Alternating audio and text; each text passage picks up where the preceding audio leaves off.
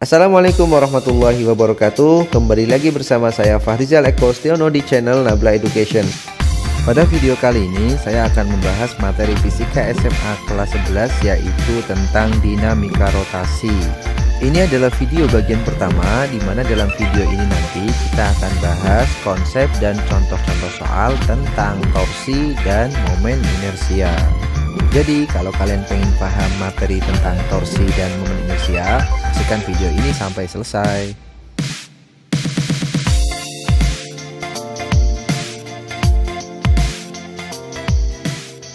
Ya, kita mulai. Materinya itu dinamika rotasi. Nah, materi yang pertama kali kita bahas itu tentang momen gaya atau torsi.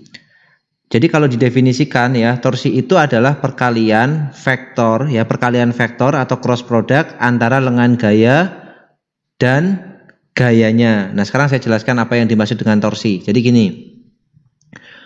Kalau kita punya benda ya, ada benda seperti ini, kemudian benda itu didorong dengan gaya F, maka kan benda ini akan bergerak kan, bergerak ke kanan kan.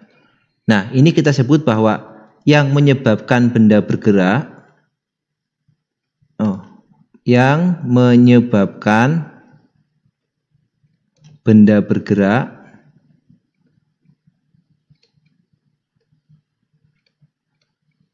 geraknya kemana? Ke kanan kan, lurus kan, bergerak lurus ya.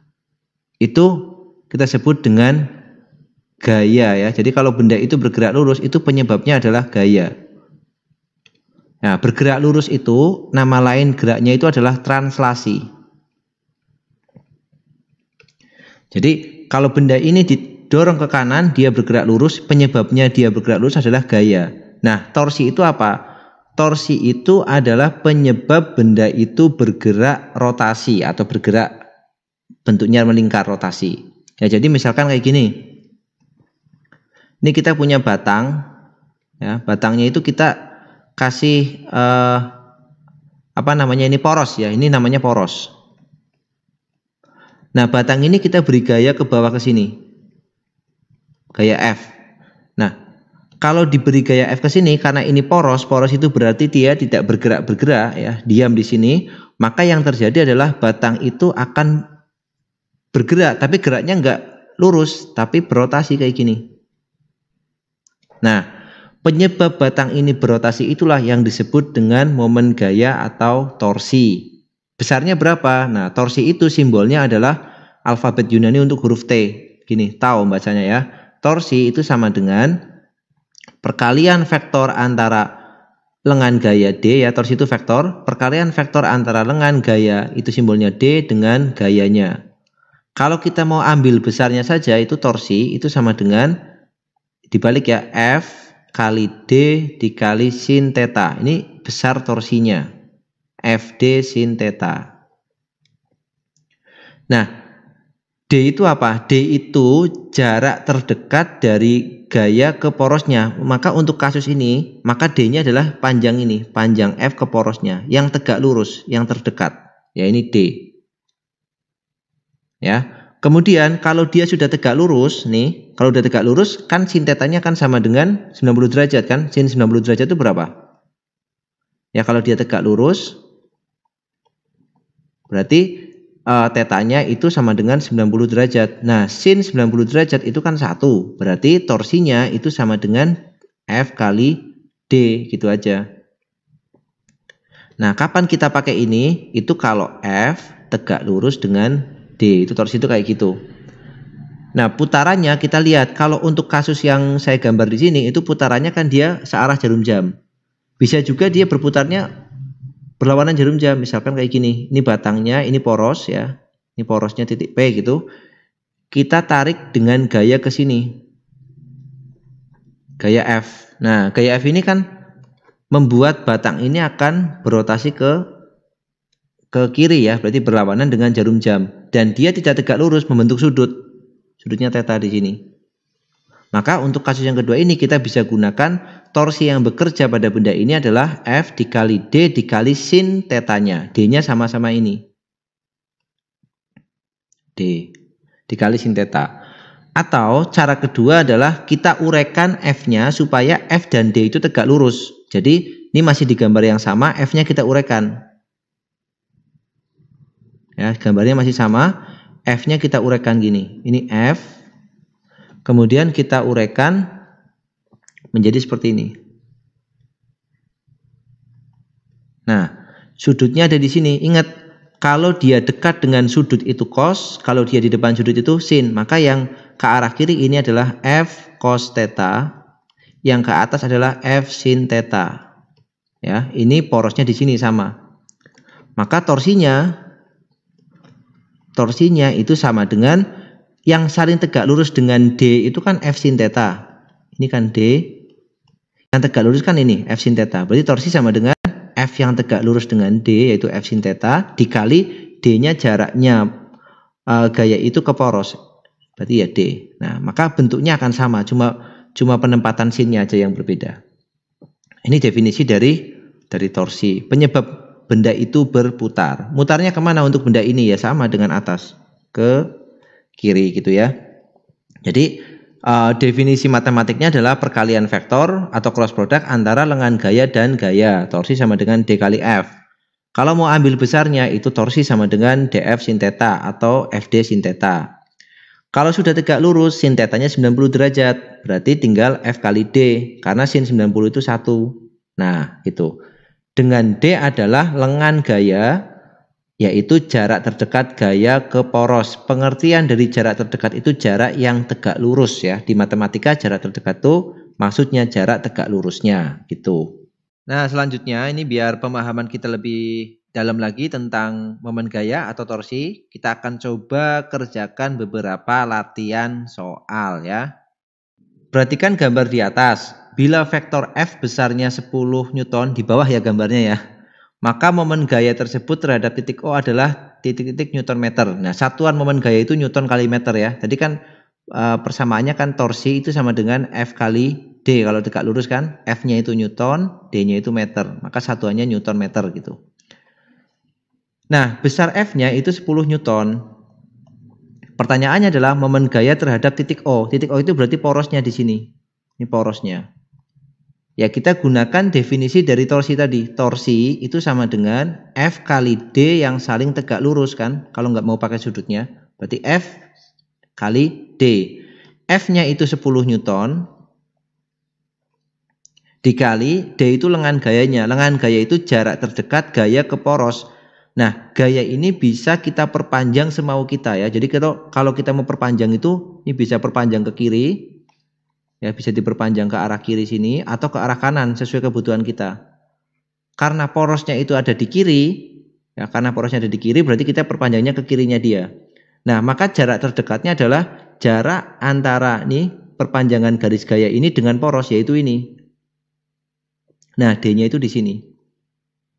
Kita bisa hitung nilai D-nya dengan karena ini segitiganya siku-siku, kita pakai Pitagoras ya. 8, 10 kan?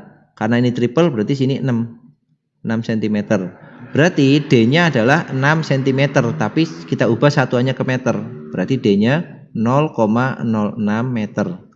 Maka torsinya adalah 10 dikali 0,06 atau 0,6 Newton meter. Kalau kita pengen tahu arah putarannya kemana, ya, karena dia membuat benda itu berputar, putarannya kan ini porosnya di sini ditarik gaya F ke kanan, maka dia akan muter seperti ini putarannya. Ya, searah dengan jarum jam. Nah, gitu. Ini soal selanjutnya. Pada sebuah benda bekerja gaya 20 Newton seperti pada gambar. Jika titik tangkap gaya berjarak 25 cm dari P, nah titik tangkap gaya itu kita bisa anggap porosnya ya. Berapakah besar momen gaya? Nah, momen gaya itu torsi terhadap titik P. Ya sama. Ini gayanya misalkan ke serong ke kanan gini ya. Gayanya arahnya seperti ini. Nah, torsi itu sama dengan F kali D yang saling tegak lurus ya. Kita pakai definisinya aja. Gambarnya kita pindah ke sini. F-nya ke sana. Sudutnya 150 derajat di sini. Nah, maka kita bisa pecah dia, uraikan komponen F-nya supaya dia saling tegak lurus dengan D. D-nya ini ya, misalkan. F-nya kita pecah, kita uraikan. Sudutnya ini ke arah atas ya, komponen yang Y, komponen yang X-nya ke kanan. Ini Fx gitu ya, ini Fy. Seperti penguraian vektor biasa. Nah, sekarang kita lihat, kalau sudut di sini itu 150, maka kan sisanya yang di sini kan 30 derajat kan? Berarti Fx karena dia dekat dengan sudut, berarti F cos theta. Berarti F cos 30 derajat.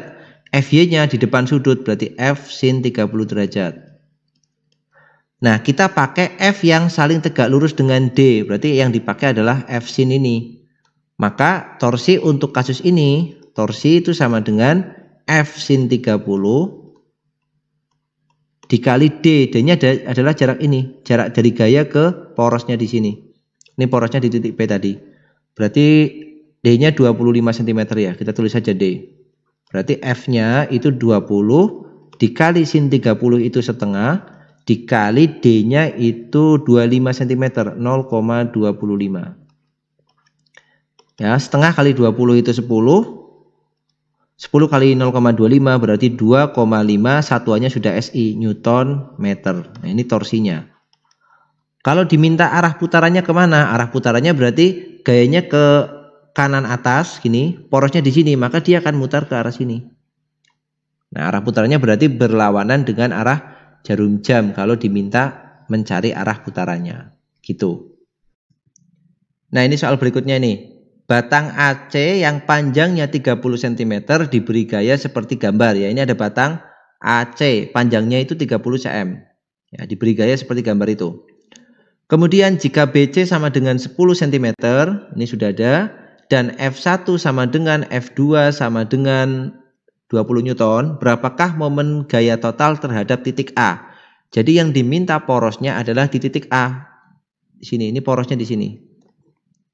Nah, berarti kalau porosnya ada di titik A, kita lihat gaya-gaya yang bekerja ya, yang bekerja pada sistem ini. Kita gambar aja seperti ini nih. Sini ya kan, ini ada P poros, ada F2. F2 sudah tegak lurus dengan poros, ya udah biarin aja karena udah tegak lurus. Kemudian ada F1. F1 dia masih miring ya, membentuk sudut. Nah, biar gampang dengan cara yang sama seperti tadi, F1-nya kita uraikan ke atas sama ke kiri. Ya. Sudutnya di sini 53 derajat, berarti yang di sini karena di depan berarti F1 sin 53, yang di sini F1 cos 53. Nah, berarti nanti yang akan kita ambil yang tegak lurus dengan jarak ini, berarti yang kita ambil yang ini aja. Ya. Lalu kita lihat torsinya. F2 itu dia akan memutar batang ini ke bawah, artinya dia memutar searah jarum jam, berarti ke sini.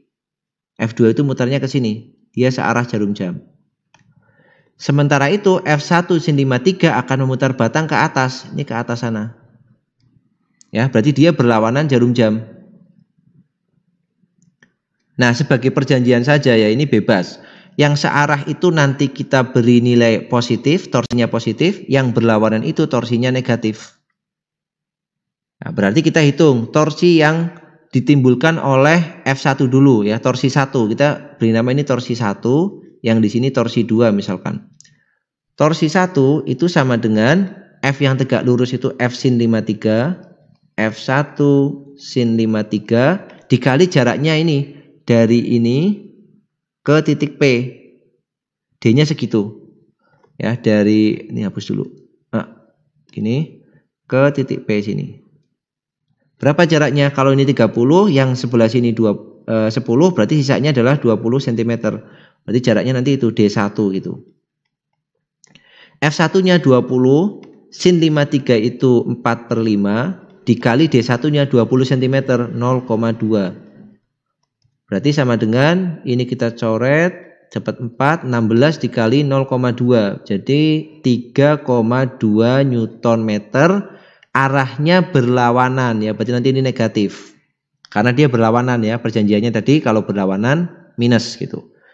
Torsi yang kedua itu berarti udah tegak lurus F2-nya. Langsung aja berarti F2 dikali D2. F2 itu nilainya 20 Newton karena sama. D2-nya jarak dari sini, dari F2 ini yang tegak lurus ke P, ya sudah segini. Berarti jaraknya 30 cm, 0,3 meter ya. 20 kali 0,3 berarti 6 Newton meter. Muternya searah dengan jarum jam, berarti positif. Maka torsi total terhadap titik A itu sama dengan kita tinggal jumlahin aja. Tapi yang ini negatif, yang torsi 1 negatif, yang torsi 2 positif. Berarti 6 dikurang 3,2 atau 2,8 Newton meter. Hasilnya positif, berarti dia akan berputar searah jarum jam. Nah, kayak gitu.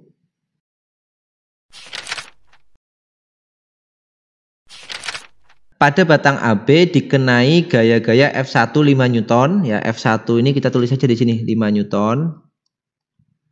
Kemudian F2-nya 4 Newton. Kemudian F3-nya itu 6 Newton. Dan F4-nya 8 Newton. Pertanyaannya, hitunglah momen gaya resultan terhadap titik A dan terhadap titik C. Ya. Jadi porosnya itu A dan C.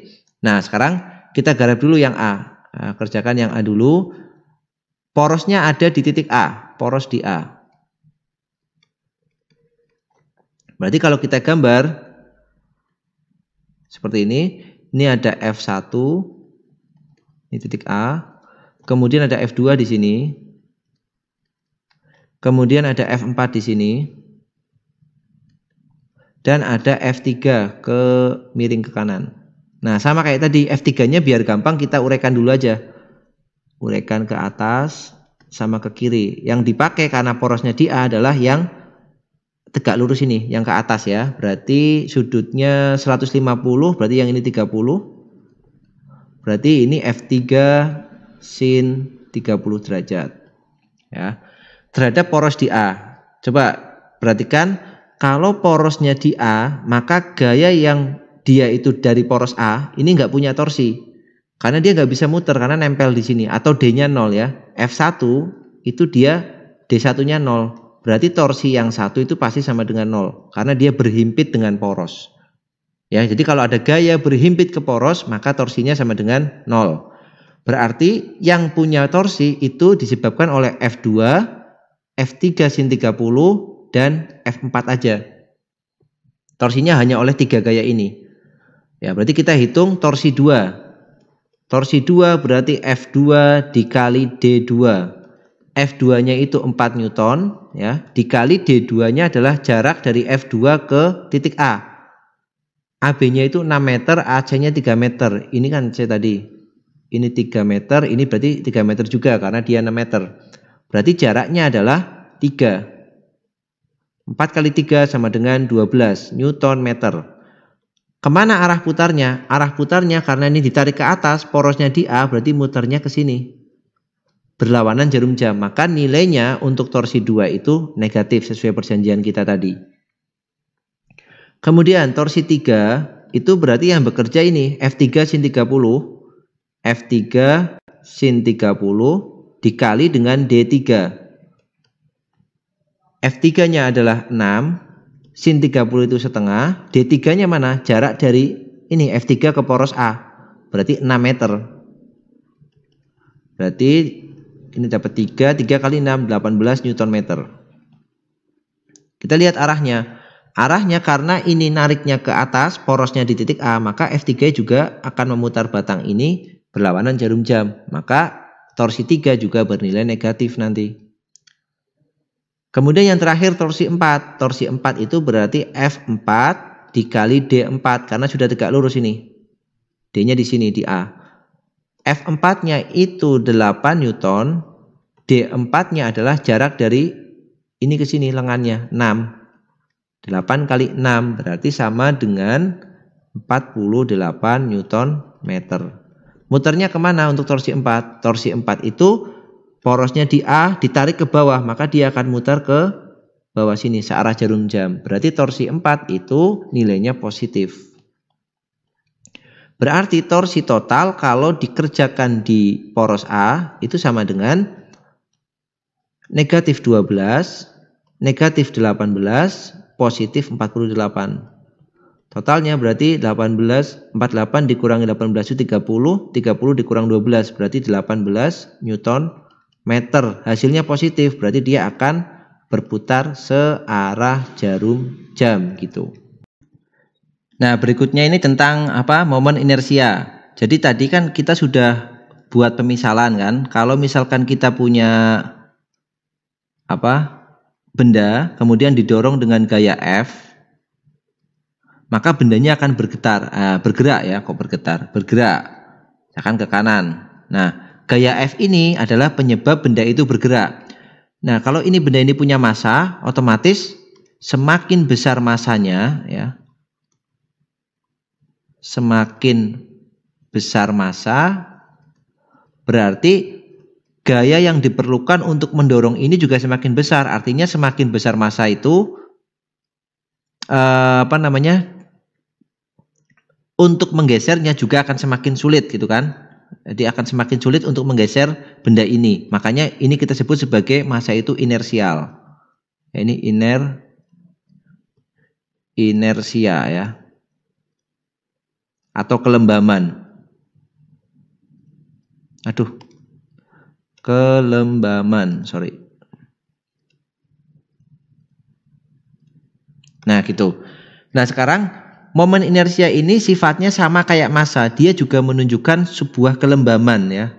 Susah atau tidaknya benda itu digeser itu massa. Kalau susah atau tidaknya benda itu diputar itu namanya momen inersia. Jadi dia juga menunjukkan kelembaman. Semakin besar momen inersia benda, maka kalau dia diputar akan semakin sulit. Itu definisi dari momen inersia.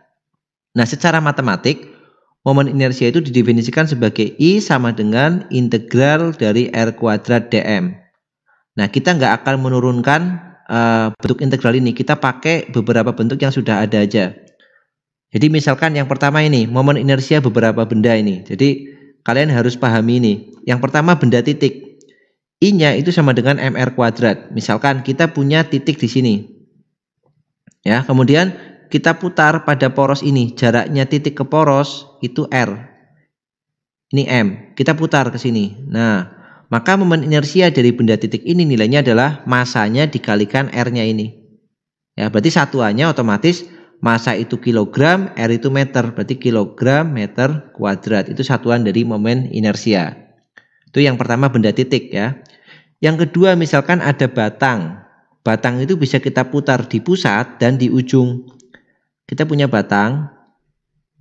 Ini beberapa benda yang sering kita pakai aja. Batang diputar di pusat. Putar di sini. Nah, dia akan diputar ke sana. Panjang batangnya itu L. Panjang totalnya itu L.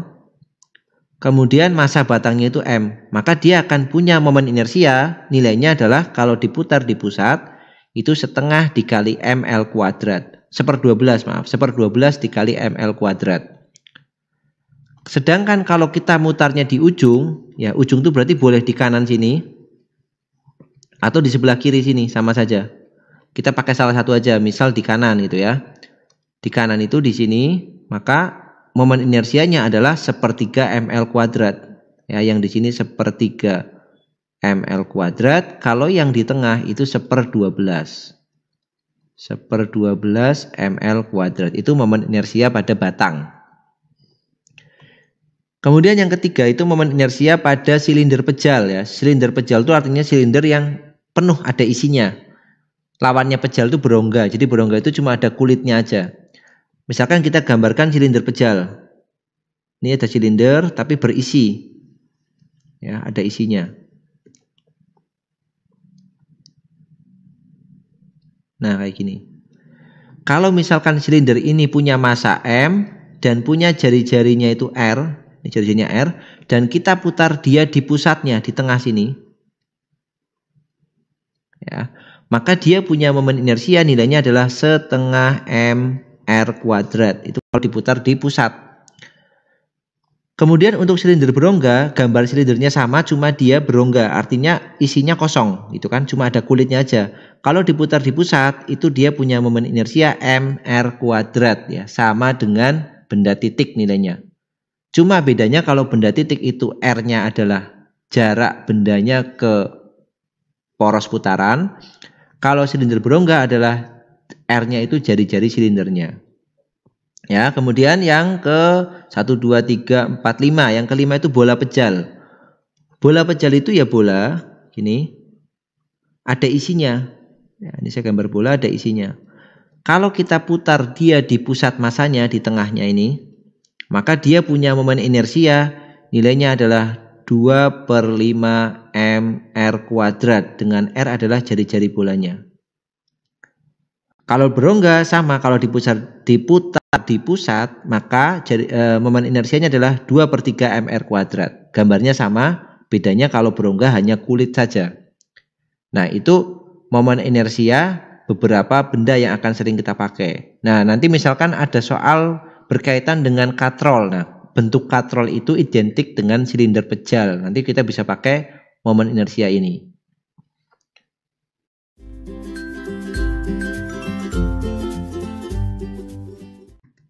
Nih soal yang berkaitan dengan momen inersia.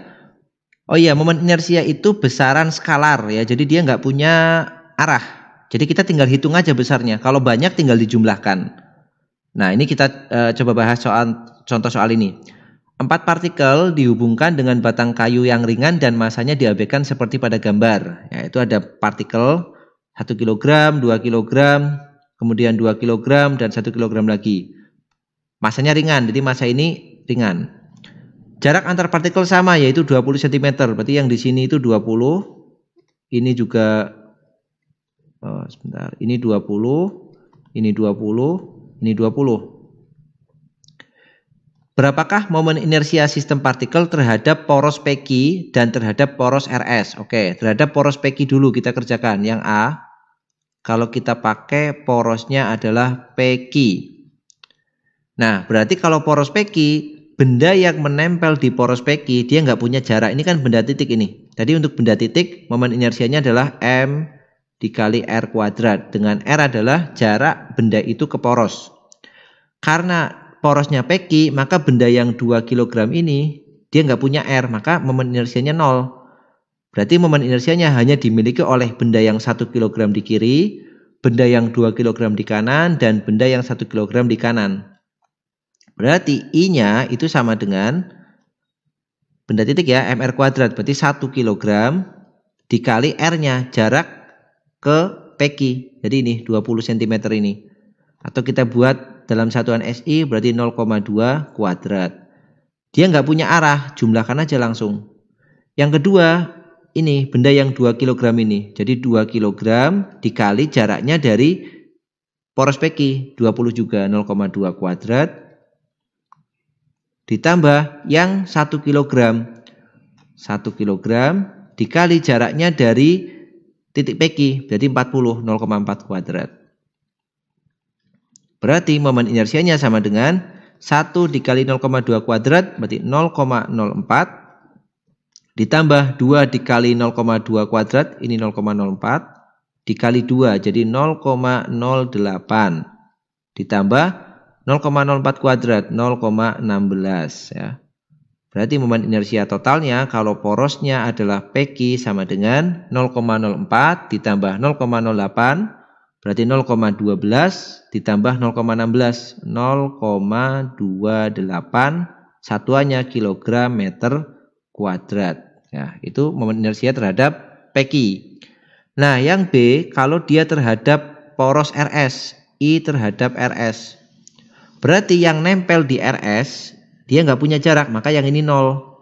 Momen inersianya hanya diberikan oleh yang 1 kg kiri, 2 kg kanan, dan 2 kg kiri ini ada 2. Ya, jadi diberikan oleh 3 massa ini aja. Kita hitung, yang 1 kg berarti 1 dikali jaraknya ke RS. Nih, 1, 2, 3, berarti 0,6. 0,6 kuadrat, karena mr kuadrat. Ditambah dengan yang ini 2 kg dikali 0,4 kuadrat ditambah 2 kg lagi dikali 0,2 kuadrat. Nah, itu momen inersia. Kita nggak usah mempedulikan seperti momen gaya tadi, searah atau berlawanan. Ini jumlahkan aja semuanya. Jadi ini 0,36 ditambah 0,16 kali 2. Jadi 0,32 ditambah 0,04 kali 2, 0,08.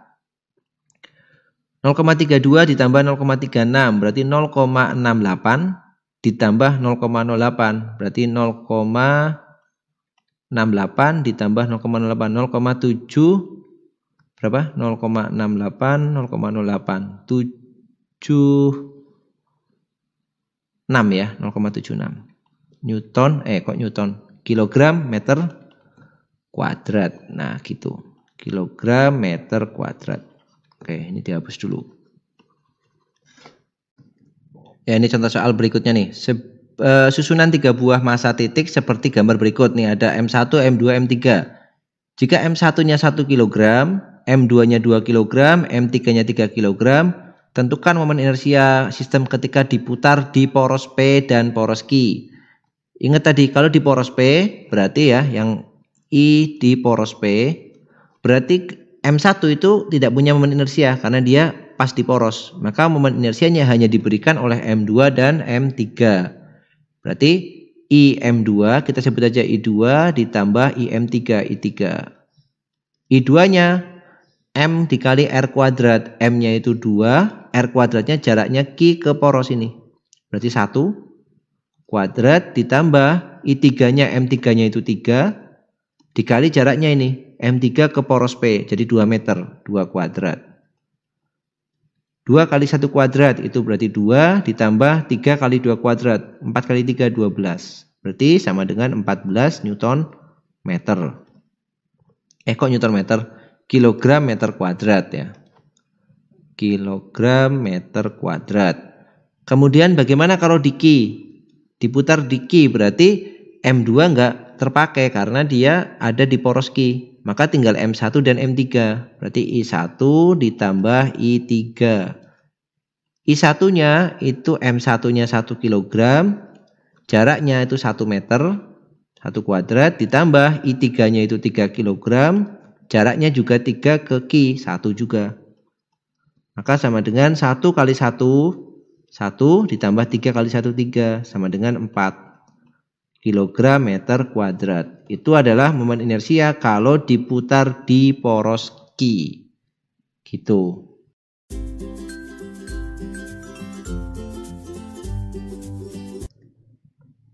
Nah, jadi gini, tadi kan kita sudah membahas momen inersia kalau dia diputar di pusat massanya. Nah, pertanyaannya bagaimana kalau mutarnya itu enggak di pusat massanya, tapi bergeser gitu. Nah, kita bisa gunakan persamaan momen inersia teorema sumbu sejajar, yaitu I paralel ya, sumbu sejajarnya itu kita beri nama IP gitu, sama dengan I pusat massa ditambah MD kuadrat. Contohnya tadi, kan tadi kalau kita punya batang,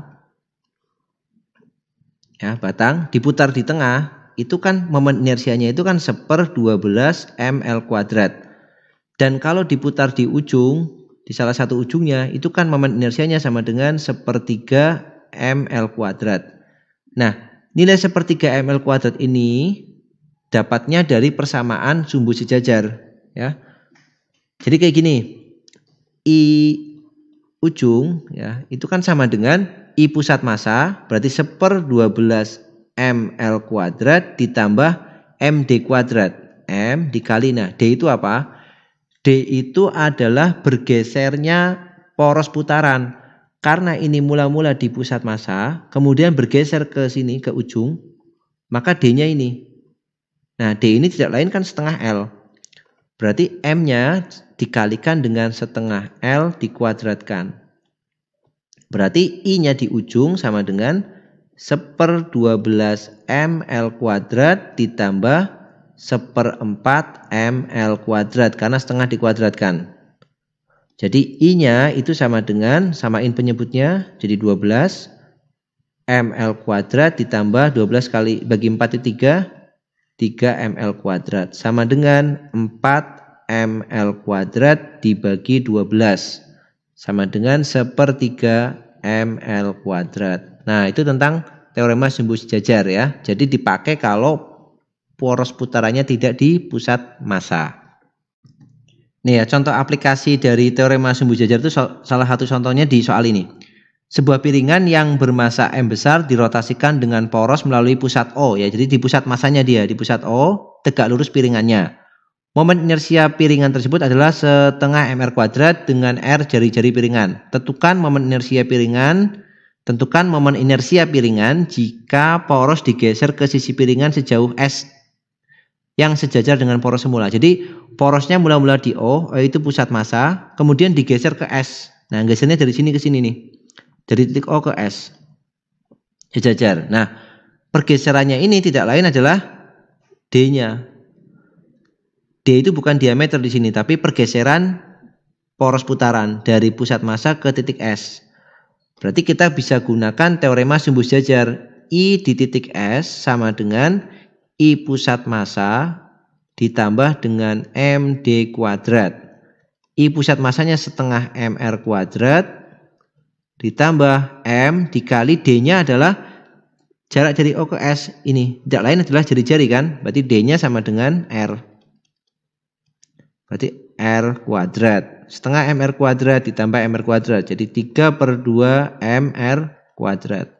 Jadi momen inersia piringan tersebut kalau diputar di titik S itu sama dengan 3/2 mr kuadrat. Nah, itu salah satu aplikasi dari teorema sumbu sejajar.